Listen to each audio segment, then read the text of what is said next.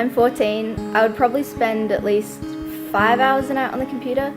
I love Facebook, chatting, I take pictures and post them to friends. It's pretty fun. I've got like 500 friends. I play Minecraft, World of Warcraft. I used to play RuneScape. You can spend hours doing stuff in games. I spend most of my weekend playing, sometimes after school when I'm allowed. We're looking to hire employees that understand the digital world. We deal a lot with marketing and communication, and we're looking to bring in skills that can enhance our performance on the global stage. One of my biggest struggles in the classroom is keeping my students focused on what's happening in class and not on their mobile phone or laptop. I needed to do an assignment, but I couldn't find the right information. The teachers gave us some handouts, but I left them in my locker. I'll probably get a detention for not being organised. I'm part of a global network which looks at energy efficiency. I'm the only member from Australia, so all our meetings are online. I have to be up at 2 a.m. sometimes to be part of a web meeting that's based in the United States. A teacher caught me on Skype in class. I lost my laptop for the day. It was pretty annoying because all my work was on there. Then I had to start writing it out from the beginning. You have to be looking at what is on their screens all the time. I have a lot of trouble trusting students with computers. You just don't know what they could be doing. Manufacturing has become increasingly digital over the last decade. Jobs that used to require up to 12 workers can now be automated using machinery. What we're really looking for now is workers who have the digital skills to enhance our products at a conceptual level.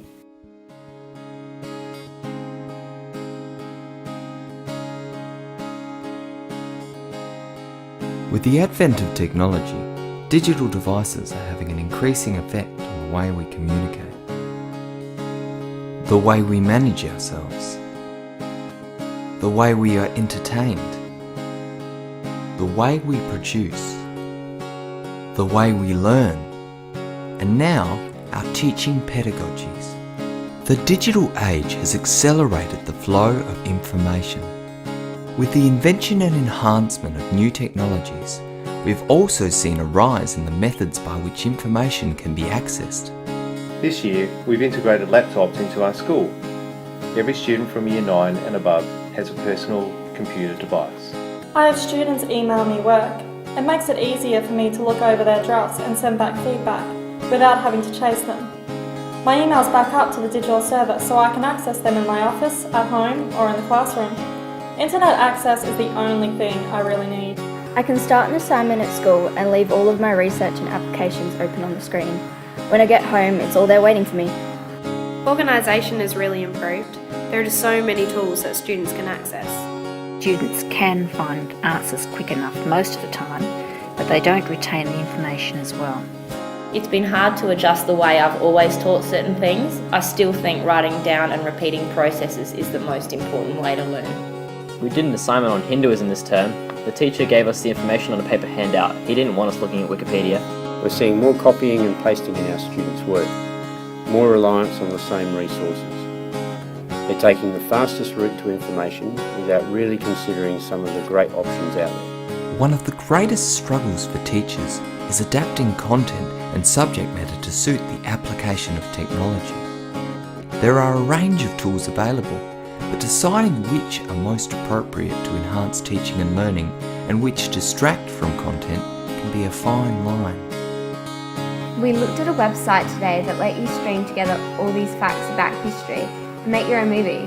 My friends put everything in the water.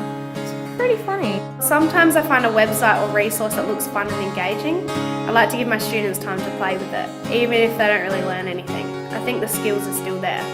We've been learning about the Great Depression, so our teacher sent us to this website that had pictures and videos of Australia during the time. There were all these kids running around barefoot in the streets. It looked pretty awful.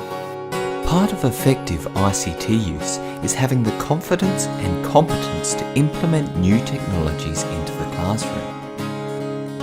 I receive weekly information about new resources and software, and I usually spend my Monday afternoon testing a few. Sometimes I see something that I think would be useful, but I reckon I delete more than about half of them. I tend to push technologies onto students that I use myself. That way I can model it, and often the students end up using more features and giving me tips. It's cool when you get to use something that other people are aware of. I use the same mobile organiser as my teacher. It's really good. I can see why she likes it. Teachers always showing us new things on the internet. We've signed up to this site that lets you save your bookmarks online. Students need to see effective ICT use in action in order to understand the difference between efficiency and distraction. The teacher plays a vital role in modelling this behaviour. I have to make sure my phone is off or on silent if I bring it into class. I find that students will be more distracted by their devices if I have mine in class. So my students often ask me for a good website or app to help them with an assignment, and I'm not really good on computers, so I usually just say to Google it. If you don't know how to find information, it can be really hard to get your work done. I've spent ages on websites that have turned out to be totally wrong. I used some information once that my teacher said wasn't true. We all use this program in class that lets you see different examples of words in use. The teacher uses it sometimes with the class. It's really handy when you're not sure what a word means. Different tools produce different skills, and this is a distinction that both teachers and students need to make if they are to successfully integrate ICT into their culture. It's about matching the outcome of what you want your students to learn, produce or organise with the technology that you choose. If I want my students to learn a piece of information, I'll use one type of tool. If I want them to present what they know in a creative way, I'll use another. I don't think there is one form of technology which covers all the skills that students need to learn. It's really good when you can use a website or program for one assignment, but then you can use it again for something different, even a different subject. Another vital element of fulfilling the role of ICT in schools is incorporating up-to-date resources which relate to student interests. The teacher set up a chat room for our class which we can use in lessons or for homework. I like typing my comments better than speaking in class.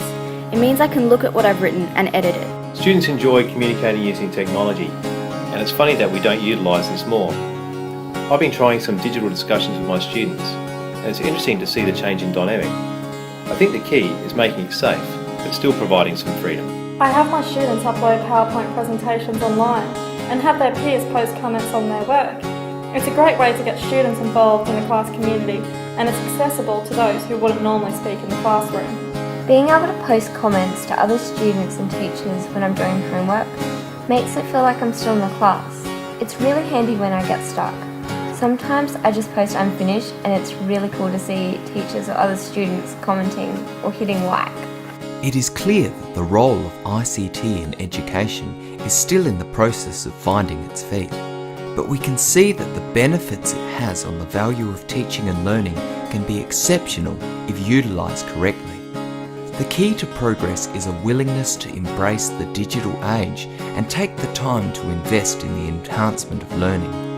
While the process may be filled with trials and conflicts, bridging the gap between the interests of our students and their future needs to be the focus of schools.